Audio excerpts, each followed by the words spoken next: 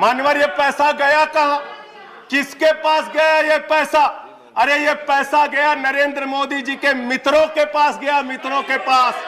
इस सरकार को एक सनक है, मोदी सरकार को एक सनक है, उसको ये सनक है हमको अपने मित्र को अमीर बनाना है, हमको अपने मित्र को अमीर बनाना है। और बच्चे के दूध पे टैक्स लगाते हो, आटा दाल चावल पे टैक्स लगाते हो, हिंदुस्तान के गरीब आदमी का खून चूसने का काम करते हो। पूंजीपतियों की गुलामी करने वाली सरकार चल रही है जो इस देश के अंदर महंगाई बढ़ाने का काम करती है।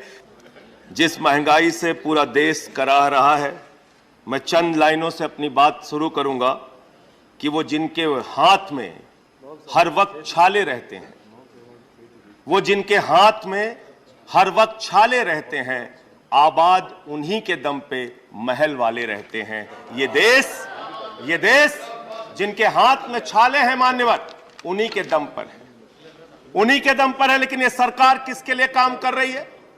नौजवान कहता है नौकरी दे दो, सरकार कहती है पैसा नहीं है, अग्निवीर लेके 4 साल की नौकरी करो। भारत की सेना कहती है पैसा दे दो, सरकार कहती है तुम्हारे बजट का 63,000 करोड़ रुपए कम करेंगे। माताएं बहनें कहती हैं गैस का सिलेंडर बढ़ गया, बच्चे के दूध का दाम बढ़ गया, आटा दाल चावल महंगा हो गया, उसको कम कर दो, सरकार कहती है पैसा नहीं है। किसान कहता है फसल का दाम दे दो, फसल का दाम दे दो, सरकार कहती है पैसा नहीं है।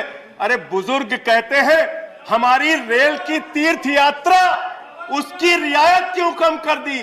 सरकार कहती है हमारे पास पैसा नहीं है। देश के लोग कहते हैं शिक्षा का बजट तो बढ़ा दो, सरकार कहती है 2% से ज्यादा बजट नहीं है। अरे स्वास्थ्य का बजट तो ठीक कर दो, मोदी जी सरकार कहती है पैसा नहीं है। मान्यवर ये पैसा गया कहां? किसके पास गया ये पैसा? अरे ये पैसा गया नरेंद्र मोदी जी के मित्रों के पास गया, मित्रों के पास, मित्रों के पास गया। मैं आपको बताता हूं मान्यवर कहां कहां गया।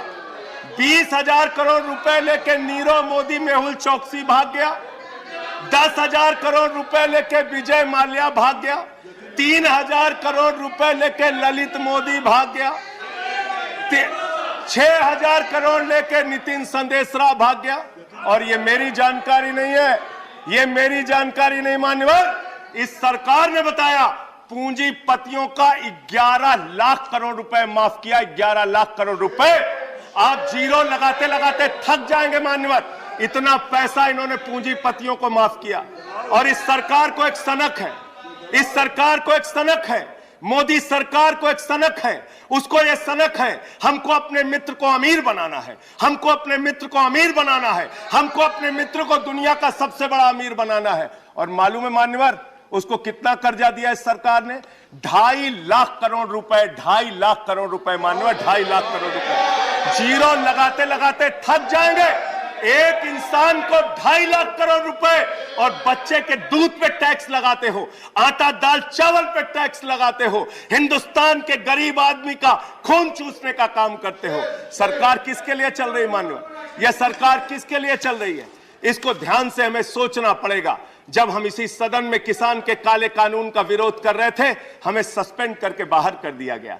1 साल के बाद यह सरकार कहती है अब हमें होश आ गया, हमारी तपस्या में कमी रह गई, हम काला कानून वापस ले रहे हैं।